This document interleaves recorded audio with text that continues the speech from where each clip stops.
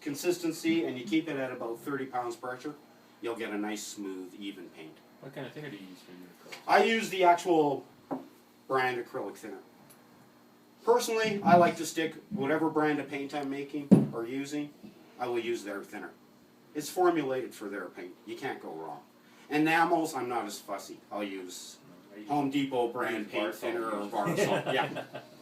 Acrylics I find are a little more touchy just because of the formulas they've come up with. Right. But for spraying, especially inside, they are beautiful. There's almost no overspray. As you can tell already, there's no odor. And they dry very quickly. 10 minutes, it's dry. You should leave it for an hour or two, but it's dry to touch in 10 minutes. And it's very forgiving. Soap and water cleanup. So that's personal preference. If you want a more durable finish, you definitely want to go with enamel. All right, so what we'll do is show you the basics of how to airbrush. As you can see, I've already mixed up a little bit of paint and thinner. Just poured it into the bottle. It's ready to go.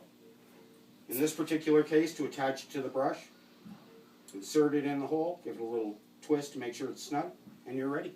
Just notice the difference, like you would have an adjustment here, but what about for me? Yeah, we'll step into that. You have a dual action airbrush. There's two types. This is a single action.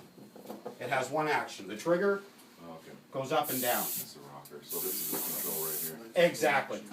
When you get into dual action airbrushes, they're a little trickier, but you can do more with them if you're into fine painting. You have two adjustments. Push down, pull back is your air supply.